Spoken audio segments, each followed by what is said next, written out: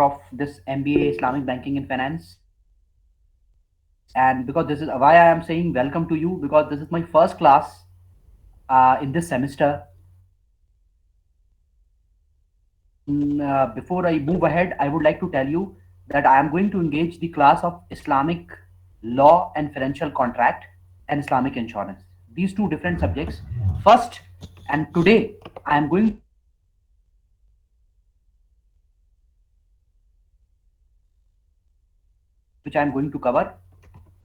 This is a subject which is included in the curriculum of MBA Islamic Banking and Finance, because this is a very, I would say, important and technical paper. Technical in the sense because it helps you to understand the fundamentals of Islamic law, and then it will help you to develop and design and understand the financial contracts which are available in Islamic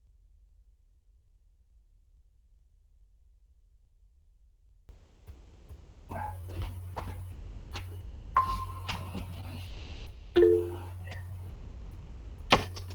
So yes,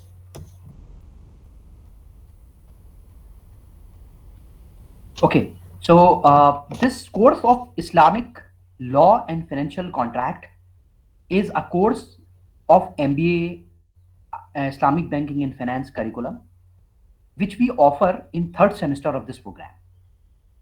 Uh, as usual, like any other subject, this subject, Islamic law and financial contract, is divided, the syllabus of this is divided in 5 units. And you know that every unit has its own objective, has its own purpose. So before I move ahead, I would like to share with you, first of all, the syllabus of this course, and then we will discuss the content part.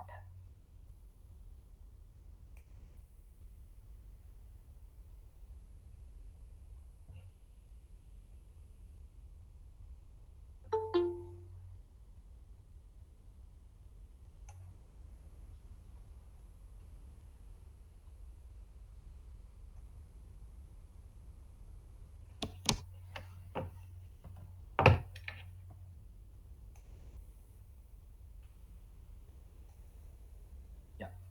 Is the syllabus visible to all of you? Yes, sir. Are you able to read the syllabus? Are you able to see the syllabus, please? Yes, sir.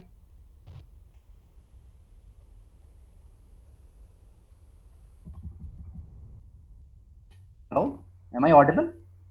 Yes, sir. You're audible. Hello? Mohsen? So, Mohsen, am I audible to you? Yes, sir. Okay. So are you able to see the syllabus of this course? Yes, sir. Okay, okay, okay. So let me brief you about the various units and the chapters of this course. The first unit is the unit number 1. Before I will tell you the unit, you see the title of this paper. If you see the title of this paper, it is divided in two important terms. First half is Islamic law, and we are going to tell you about the fundamental of this Islamic law. What is Islamic law? What are the sources? And then the various technical part of Islamic law. So this Islamic law is one part of the syllabus, and then the second half of the syllabus is the financial contracts. What are the various types of financial contracts which are available in Islamic banking and finance? And let me share this idea with all of you that financial contracts are the background of all the products which you have studied. Like, so if I am saying all the products, be it the contracts of musharka, murahaba, ijara, istisna, salam, right? Various contracts of awqaf, various contracts of zakat, insurance, all are governed under this financial contracts, and these contracts are, you know, technically checked and validated in light of Islamic law. So, as a student of MBA in Islamic Banking and Finance, you should have a proper understanding and in depth knowledge of Islamic law. That is the fundamental. So, if you have a good knowledge of Islamic law, you yourself can design and understand the mechanism of various financial contracts. So that is the reason that unit number 1 of this syllabus talks about the important part, and it starts with the first important thing which we call it as Sharia. I hope you all are aware of this word Sharia, which is the guideline for all of us. So unit number 1 is basically the highlight and the importance of Sharia. So first of all, we will try to cover with this that what are the various objectives of Sharia, which in the language of Arabic we call it as maqasid. So what are the key objectives of Sharia? And then we also talk about the various sources of Sharia. What are the sources of Sharia from which we have designed, right? At the same time, there are the other contents of this Sharia, which include the various school of thoughts of Islamic law. So, primarily, the focus of unit number 1 is to brief you about the Sharia, the fundamentals of Sharia, the concept of Sharia, then brief you about the objectives of Sharia, and then also to talk about the various sources of Sharia, and then some schools of the schools of thought of Islamic Sharia. We call it as schools of law. So this is the fundamental part of unit number 1. Then, after unit number 1, which is slightly general in nature, we have unit number 2. Unit number 2 primarily talk about the specific law, Islamic law, which deals with financial transaction. In unit number 1, we will talk in general. What is Islam? What is Sharia? What are the various sources of Sharia? What are Islamic laws? Unit number 2 is more specified and more focused on the financial transaction, because ultimately our focus is on understanding the financial transaction. So, unit number 2 will help you to understand the transaction law under the Islamic jurisprudence or Islamic, law. We have You are coming across with number of technical term which you are for the first time you are coming across, like Islamic jurisprudence and arbitrage. So we will brief you about what are these concepts of jurisprudence and arbitrage in light of Sharia. That is the focus of unit number 2. Unit number 3 now talks about, if you see, it talks about the various types of prohibitions. What are the things which are prohibited in Islamic banking contracts? So definitely, if something is prohibited, it has to be it has a proper reference from the law. अगर कोई चीज prohibited है तो वो law से निकल के आनी चाहिए. So that is the reason that unit number 3 talks about the various elements of prohibition and also the economic justification. आखिर क्या वजह है कि इनको prohibit किया गया है? What are the reasons that these things are prohibited in light of Islamic law? Then there comes into picture the main concern of the subject, and that is financial contracts. What are the key financial contracts which are available in the domain of Islamic banking and finance? What are its key components? What are the key do's and don'ts of Islamic contracts? And then the technical details specifically related to trading, leasing, debt contracts, and number of other sales and other things. So that is, the unit number 4 is primarily the focus on telling you the mechanism of these contracts. ये contracts कैसे काम करते हैं, इनकी model क्या है, इनका model of operation क्या है. That is the purpose of unit number 4. Last but not the least, unit number 5 is the critical appraisal, that we critically analyze the various contracts, because you know that every contract has some merits and also have some demerits. So we have to compare critically that what are the do's and don'ts of the various contracts which are available in the domain of Islamic banking and finance. So at the end of this course, you are able to develop two types of skill. Number 1, you should have a proper understanding of Islamic law in light of the Sharia, and unit number 2, and point number 2, the skill number 2 which you are going to develop is the understanding of financial contracts. So I believe at the end of the subject, you acquire these two skills of Islamic banking and finance. Practically speaking, those who are attending the sessions of Shafat Saab and also AIIRM and other projects, they all are well versed now. I think there is no need to tell you the importance of the knowledge of financial contracts and Islamic law. आप खुद अब इस बात को जानते हैं कि इन सब डिस्कशन की इंपॉर्टेंस क्या है, right? So I think there is no need to tell you about all this. Now, with this, I would like to start with my presentation on unit number one, that is the understanding and the knowledge of the understanding and the knowledge of Islamic law. And when we talk about Islamic law, the first thing that you need to understand is the guideline, is the model code of conduct. हमें क्या करना है, कैसे करना है, क्या सही है, क्या गलत है, क्या गाइडलाइंस हैं. All this thing of the entire life is presented in the form of the code of conduct, which we call it as Sharia. So what is Sharia? And Sharia, I would like to tell you one thing, that is not only meant for Muslims. This is a preconception. This is a misconception, rather, I would say, that it is only for Muslim. Sharia is not for Muslims. Sharia is for humankind, because it talks about the well-being, it talks about the care, it talks about the safety and security of humankind, human being.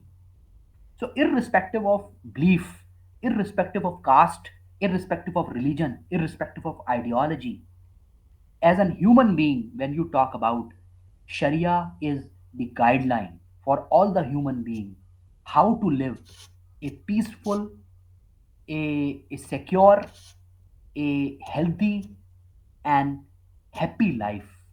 That is the sole criteria of Sharia. So please allow me to share my PowerPoint presentation so that we can start with this. I hope am I able to deliver? Are you able to listen what I am telling you?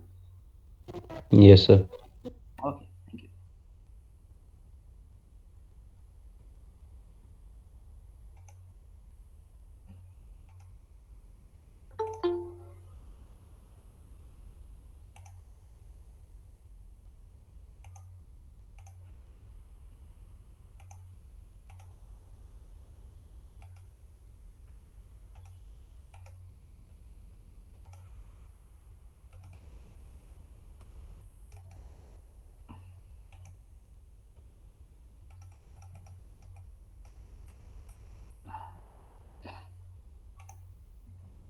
Yeah. Is my slide visible to all of you? Yes, sir. Yes, sir. Good. So,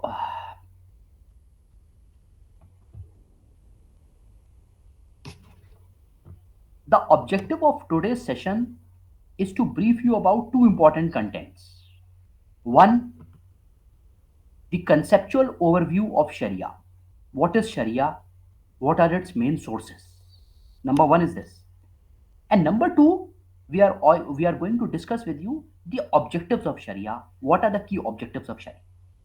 So let me start with the fundamentals of Sharia. Uh, what is the current status of Islam in the world right now? We believe that Islam is a religion in the suburban countries, Arab countries.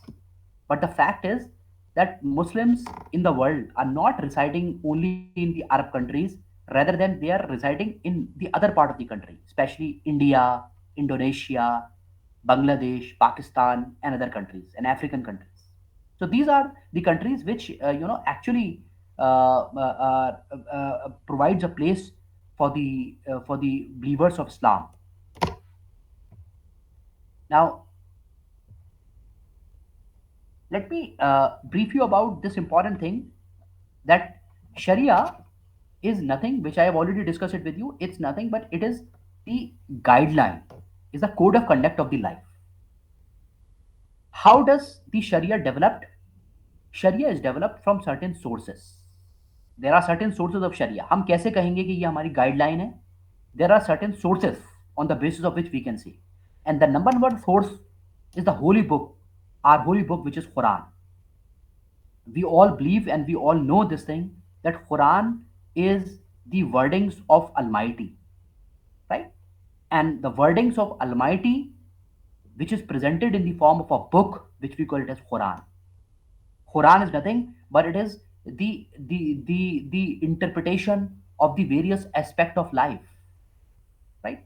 So number one thing is the these guidelines of life are available in Quran in the form of various verses of Quran, which have been, described by our last prophet, and that wordings of last prophet, which is in the form of the wordings of Almighty, that is presented in the various verses of Quran. So number one word source is Quran, and this is our strong belief that Quran is remain unchanged, and it will remain as it is as it was you know provided at the time of the last prophet of our religion. Then after Quran, the second most important source of Sharia is the doings, is the working of Prophet Muhammad sallallahu alaihi wasallam, the last prophet, and that is what we known as, we call them as Sunnah. In Urdu we call it as Sunnat. So number one we have Quran, and the number two we have Sunnat. These are the two most important sources of Sharia, that is the guideline. तो शरिया के अंदर जितनी भी guidelines आई हैं, या तो वो कुरान से ड्राइव्ड है, या वो सुन्नत से डिपिक्टेड है, या तो वो कुरान से निकाली गई है, या लास्ट प्रॉफिट ने करके हमें दिखाया है, his life style, his working. That is what we have sunnah. But at the same time, after the Quran and the Sunnah, we have different procedures of driving guidelines. क्योंकि आप देख रहे हैं जैसे जैसे वक्त बदल रहा है, टाइम बदल रहा है, नए नए चैलेंजेस लाइफ के हैं. जैसे पहले इंटरनेट नहीं था, आज इंटरनेट है. पहले एरोप्लेन नहीं था, आज एरोप्लेन है. पहले मेडिकल साइंस इतनी एडवांस नहीं थी, आज बहुत एडवांस है. पहले टेक्नोलॉजी मशीन्स नहीं थी, आज है. So we cannot rely purely on what has been given in the wordings of Quran and what has been depicted by the workings of Prophet Muhammad in the form of Sunnah. Rather than, with the changing time, we have certain methods on the basis of which we can derive the various aspect of Sharia, the various aspect of guidelines. तो बदलते वक्त के साथ साथ हम अपने आप कुछ चीजों को शरिया में इंक्लूड करते हैं. What is that procedure? हम अपने आप का मतलब ये नहीं है कि हम अपने सोच से कर लेते हैं उसको. There is a proper scientific method with the help of which we can develop the guidelines from the Sharia.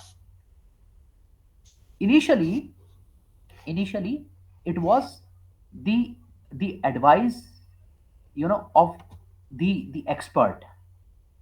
But the advice of the expert is considered to be an independent reasoning. जैसे हम उर्दू में कहते हैं राय. जैसे मैं किसी problem में आया और मैंने आपसे एक राय ली, मैंने आपसे एक मशवरा किया, मैंने आपसे एक advice Lee.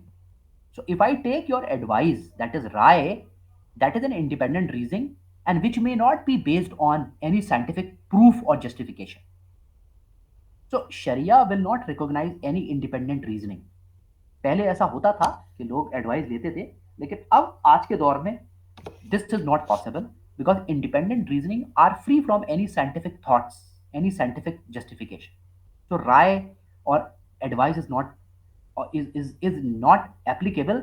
Rather than, the rai or the independent reasoning is replaced by logical analogy, logical reasoning, and that logical reasoning is known as qiyas.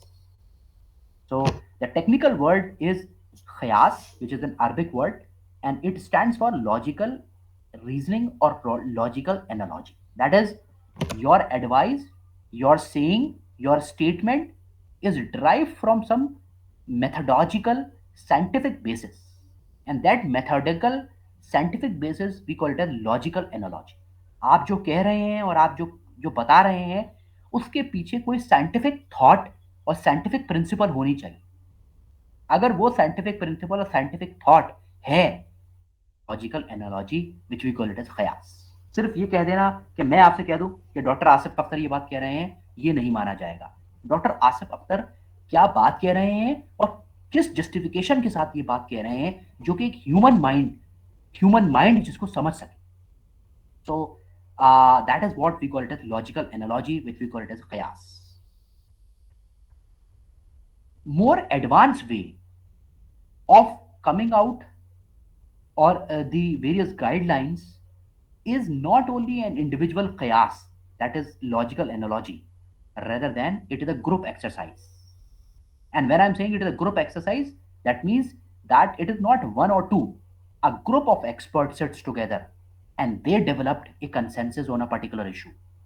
The consensus developed on a particular issue is known as ijma. That process is known as ijma. In the Arabic word, we call it as ijma. That is the gathering.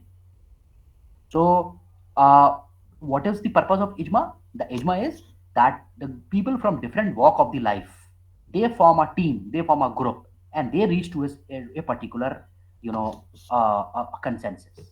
For example, current insurance. So, if I want to take any guideline on current insurance, what we need to do now, that requires a knowledge of financial analysis, that require the analysis of marketing, that requires the analysis of human resource, that requires the analysis of technology these days. Now, if I want to develop any guideline, I need to consult with all these technical people all together. Now, when these three, four types of technical people join hand together in the form of the group and they come out with a consensus on a particular issue, that is what we call it as ijma. So primarily, if you talk about, there are four sources of Sharia. Number one, the holy book of Quran, which is the wordings of Almighty. Number two, the working, the lifestyle of Prophet Muhammad sallallahu alaihi wasallam, which is Sunnah. Number three is the logical analogy, which is based on scientific thoughts, which we call it khayas. And last but not the least, a group exercise where everybody reach to a consensus and people in the group are from the different walk of the life, and that we call it as ijma. I hope I'm able to make you understand this point.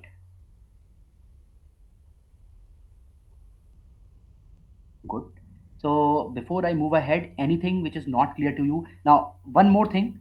As you know, I have already passed on this statement in my quantitative method paper and operations method also, that every subject has its own language, has its own terminology. And you have to understand that subject in its terminology itself. Islamic banking and finance, as you know, is actually has its own language, partly from the financial area and partly from Islamic law, that is Arabic. So you see number of terms here which you are listening for the first time. I request all of you that when you attend any lecture, please make a list of the the technical term which are used in that lecture. Like I have used a technical term Sunnah, for example. Quran is not very technical because everybody knows Quran. Sunnah, for example, one. Then we have Qiyas. Then we have Ijma. So three important terms which I used in this process of development of the Sharia is very, very important, and you have to understand that. Shall I move ahead? क्या मैं आगे बढ़ूं? Yes, sir. Okay. My request to all of you that please feel free to discuss if anything is not clear, and make sure that we are talking in a very simple language. Once again, I'm repeating this point that whatever I'm talking, I'm not talking from any perspective.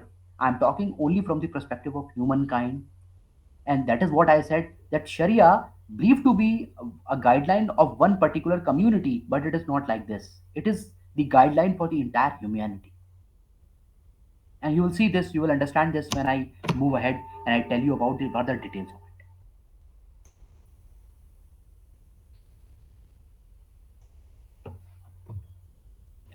So this diagram will help you to understand it further.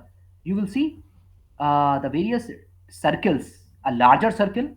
This larger circle, the outer circle is the Sharia. And you will see in that larger circle, we have two small circles which talks about Quran and Sunnah, the fundamental sources. And at the same time, they are supported by Qiyas and Ijma. This is the picture of entire शरिया. शरिया को जब भी बताया जाएगा तो ये picture आपके सामने रहेगी. That's we have a bigger circle which is sharia. Inside that circle we have two important components, two important nucleus. One is Quran and the other one is Sunnah. And then we have the supporting elements in the form of Qiyas and Ijma. This is something which which is the most fundamental understanding of Sharia. If you have this picture, if you this picture is clear to you, then you are clear, you are through with the fundamentals of Sharia. Is this picture clear to all? Any doubt, any confusion? Hamza? Hamza, are you here? Yes, sir. Okay. Sir, no Nidan? doubt. Nidan? Is the Yes, point sir. clear? Yes, sir. Okay.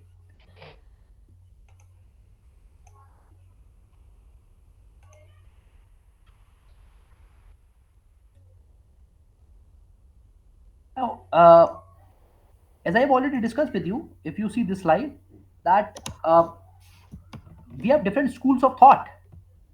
Schools of thought means we have different point of view on Sharia. Primarily, there are four school of thoughts which we all know about it, right? You may come across with this. The first is the school of thought, which is propounded by Abu Hanifa, and that is what we call it as Hanfi school of thought, right? We have second school of thought, which has been given by a very famous Islamic scholar, Maliki, and that is why the school of thought is Maliki school of thought. Then we have Imam Shafi'i, and that is why we have Shafi'i school of thought. And then we have Imam Hanbali, that is Hanbali school of thought. So primarily we have four school of thought: Hanfi, Maliki, Shafi'i, and Hanbali. So these four of school of thought have a common points with some differences. So there are some differences in terms of perspective and approach. कुछ perspective और approach में थोड़ा थोड़ा फर्क है, लेकिन primarily everybody agree that Sharia, the guideline, is derived from Quran and Sunnah, Qiyas and Ijma, and accordingly they will work. So we have primarily four school of thoughts overall.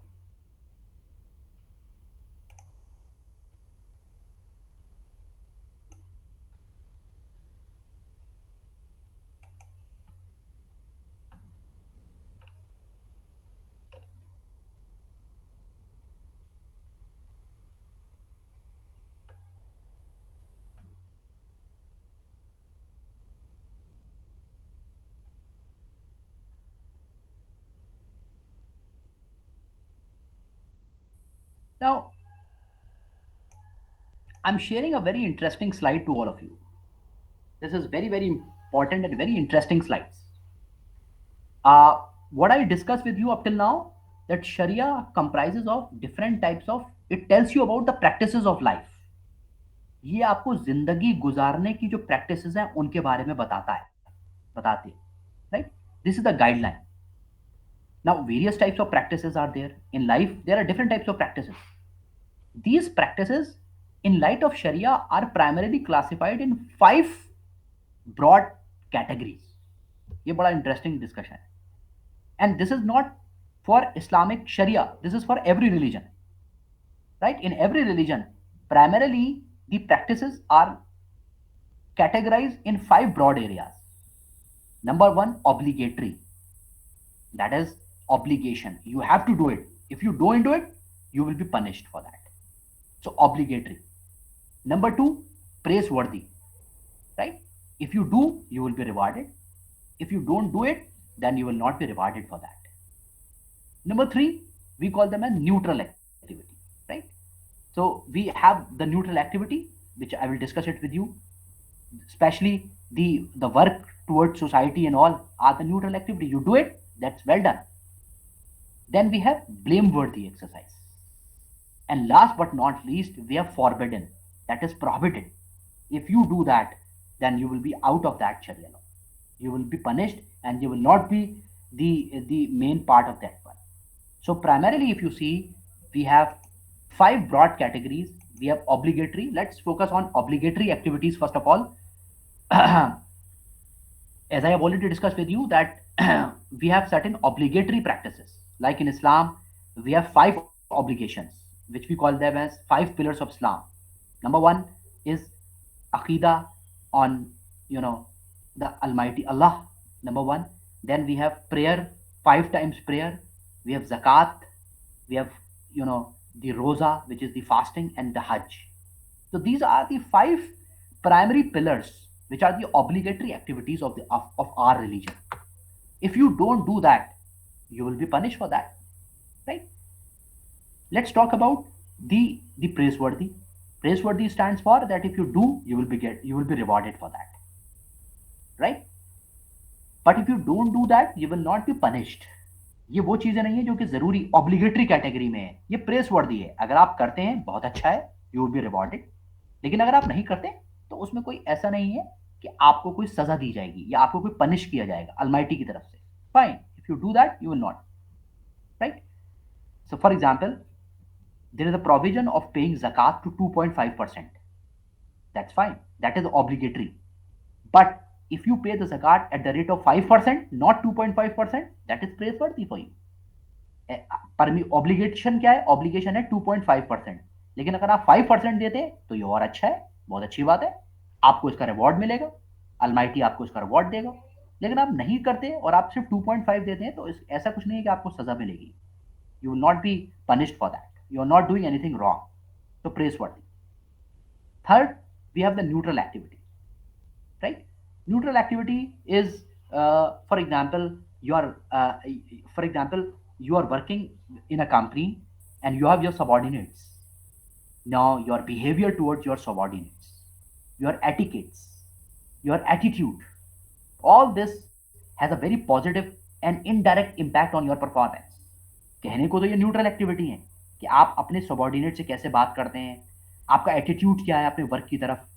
लेकिन अगर ये सारी चीजें अच्छी हैं तो ये इनडायरेक्टली आपकी परफॉर्मेंस को बहुत पॉजिटिव इंपैक्ट करती हैं। This has been established from research that if you are good in your work, if you are good in your attitude, if you are supportive with your subordinates, that is indirectly going to enhance your performance. So neutral activities, although they will not be rewarded, आपको ऐसा लगेगा कि इसका reward क्या है, but it will be rewarded indirectly, not directly, in the form of your improved performance.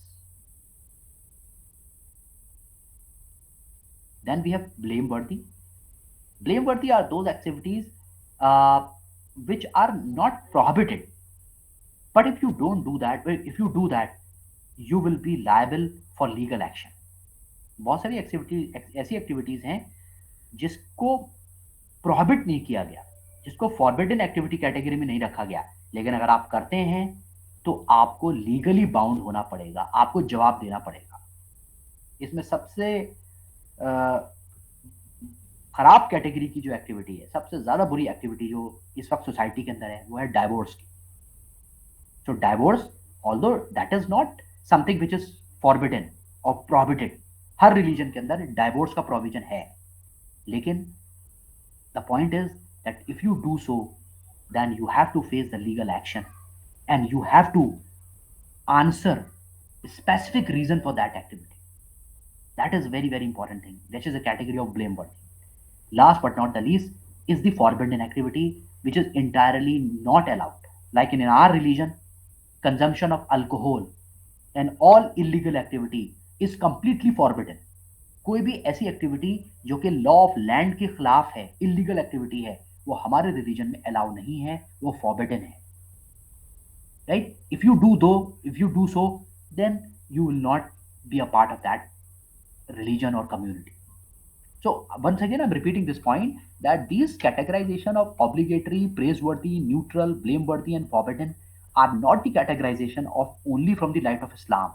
Every religion, be it Hinduism, be it Christianity, be it Jewish or whatever it is, you will see that all the activities is classified in these 5 broad categories. मैं चाहता हूं इस पे कोई discussion अगर आप चाहते हैं, कोई क्लैरिफिकेशन चाहते हैं तो बताएं।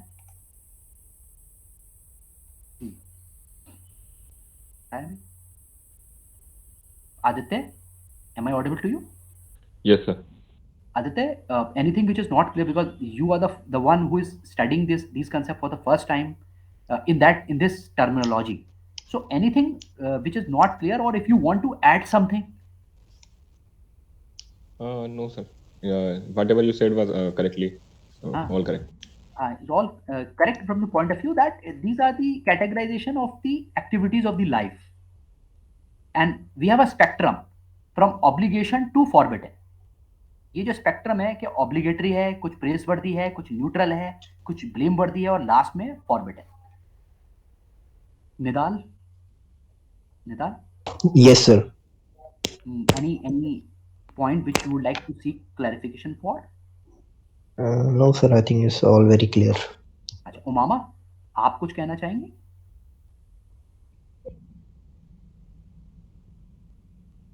क्या? मैंने देखा नहीं, बताइए क्या क्वेश्चन है?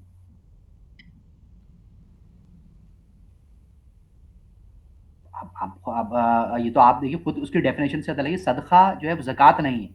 सदका is under the category of press वर्दी। इफ यू डू सो, सदका इज नॉट ऑब्लिगेटरी। आपकी हैसियत है, आप दे दीजिए, कोई प्रॉब्लम नहीं है। लेकिन अगर आपकी फाइनेंशियल कंडीशन ऐसी नहीं है तो आप मत दीजिए, कोई प्रॉब्लम नहीं है। लेकिन अगर आप देंगे सदका तो you will be rewarded.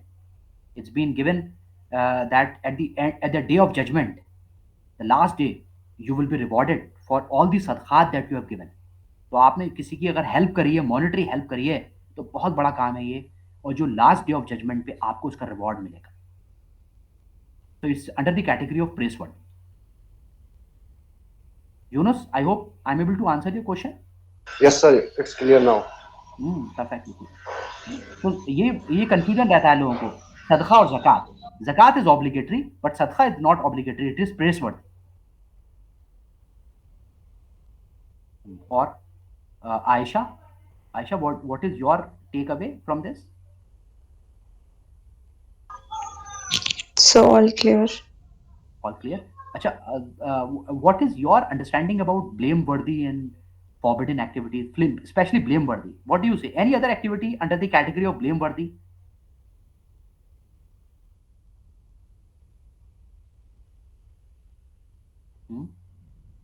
Yes, Afra? Afra? Yes, sir. Afra, what do you say about these last two activities, blameworthy and forbidden activity? So I think blameworthy is something which is legally not correct, but it No, is not forbidden in no, Islam. no, Afra, no, it's not legally not correct. Legally is all correct. Yes, sir. But you have a justification for that. There is a proper reason for that. It's not forbidden, but if you do so, you have a proper justification for that. It's legally okay. I've given you the example of this practice. Yes, For sir. example, divorce. So for example, dowry. So dowry, if you say dowry is not something which is not allowed, Forbidden. yeah, Yeah. it's not under the forbidden category. But as a social, this is considered to be a social ill.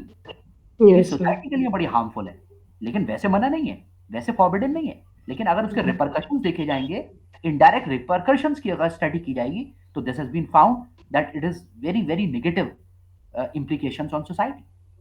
Right, sir. Okay, sir. So, forbidden, I hope there is no point of discussion at all. We have certain activities which are completely forbidden, especially the consumption of alcohol and all other illegal activities are forbidden, completely forbidden.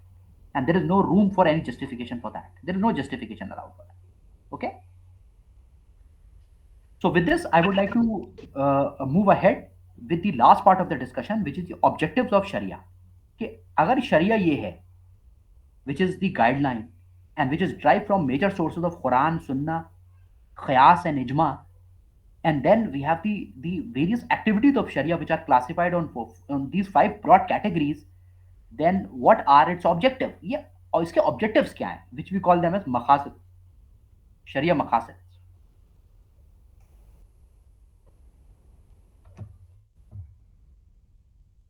This is what. So objectives of Sharia, you know, see the last paragraph, which is the most important paragraph of this. There are primarily 5 objectives of Sharia. The last paragraph जो सबसे important है, which talks about in Arabic we call it maqasid, which are the objectives of Sharia, and primarily we have 5 key maqasids. Number 1, right? Your faith on Almighty. Number 1 is thing. The starting point is this Almighty. Your faith on Almighty, right? Be it Allah, be it Bhagwan, be it Ishwar, be it whatever. You should have a faith on Almighty. कि ऊपर कोई है. We have a superpower. And a day of judgment will come when we have to give all our doings in front of them. And there would be a day of judgment.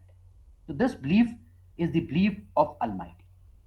Number two, the important thing is this one, human self. That is, we have our own desires. That is, in the Arabic language we call it as nafs. So the biggest fight of a human being is with its own inner self, which we call it as human self. सबसे बड़ी लड़ाई अगर हमारी किसी से है तो वो हमारी अपने आप से। आप समझ रहे? हमारा सबसे बड़ा दोस्त अगर कोई है वो तो हम खुद हैं, और हमारा सबसे बड़ा दुश्मन कौन है? हम खुद हैं। हम ये नहीं कहते कि वो है, ये है, एक्स है या वाई है, वो हम खुद हैं। Why? Because we have an inner self, and which we call it as human self, and which we categorize as nafs. In the Arabic language, we have nafs. Third, just wait.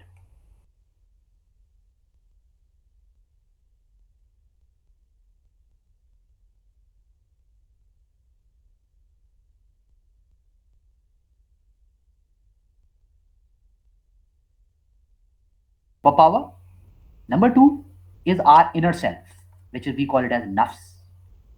Then we are, that our knowledge, we call it as, the intellect, our intellectual property, right? The wisdom. And that is why we emphasize too much on education, because education enhances your intellect quality. Third, rather fourth, is the posterity, which are, the race from which you belongs to.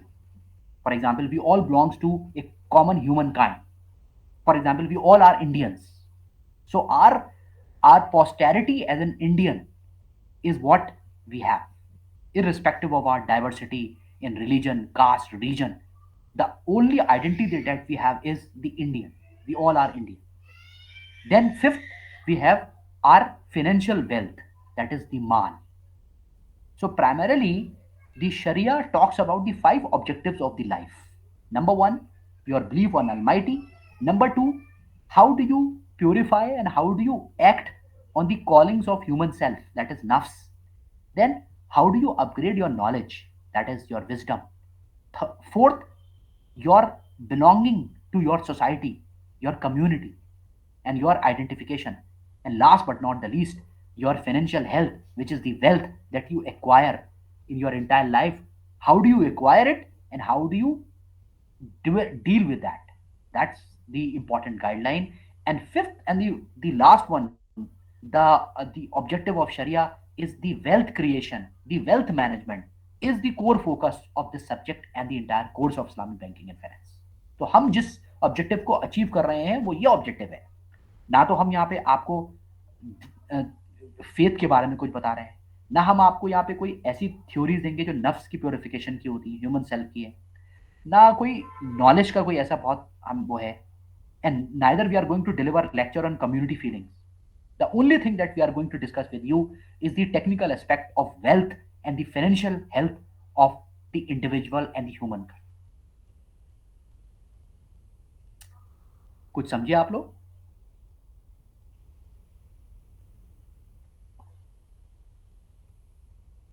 Yes, sir.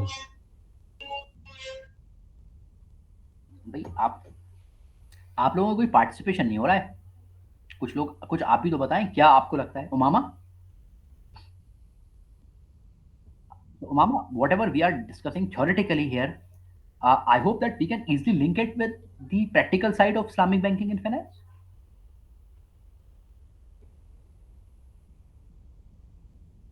We are doing it, and these are all interrelated to it, right? Aditya? Aditya? Yes, sir.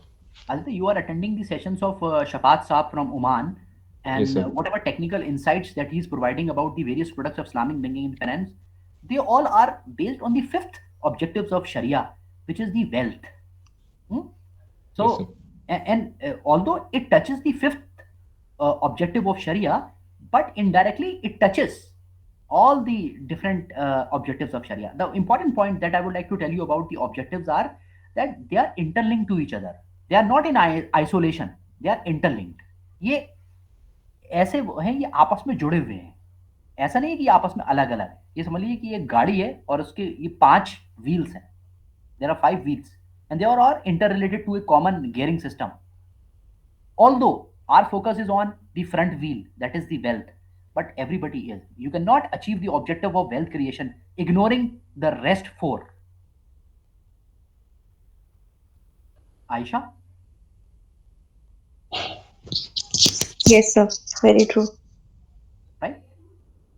तो आपको क्या लगता है, आप लोग मुझे advice दें किस ऑब्जेक्टिव से हम ज़्यादा फोकस करें? अगर मैं वेल्थ को हटा दूं, चलिए, और वेल्थ के बाद आपसे पूछूं कि इन चार बचे हुए चार में से किस पर हम ज़्यादा फोकस करें, तो आप क्या कहेंगे मुझसे? यूनुस, आप क्या कहोगे? विच Sir, फोर? intellect. इंटेलेक्ट, ठीक है। हमजा? हमजा? Yes, sir. आप हैं क्लास में? Yes, sir. Yes, sir. बीच बीच में कहीं जा रहे हैं आप? नहीं sir. अच्छा, तो बताइए मैंने Sir, क्या क्वेश्चन पूछा था? sir, third one. You third? myself. अच्छा, नफ्स के बारे में, ठीक है। Good, good. चलिए, निदाल, व्हाट डू यू से?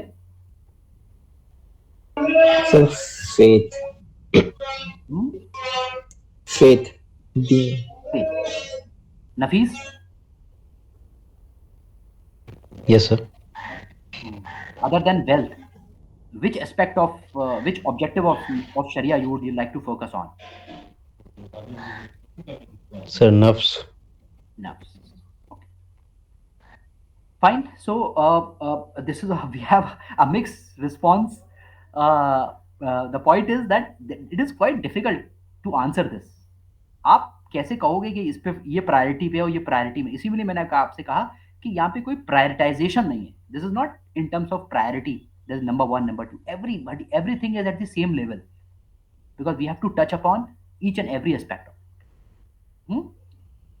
So, okay, the detailed discussion on maqasid of Sharia we will have in the coming classes, whereby I will discuss about the content part of each one of us, and then we slowly discuss about the Islamic law and technical part of Islamic law.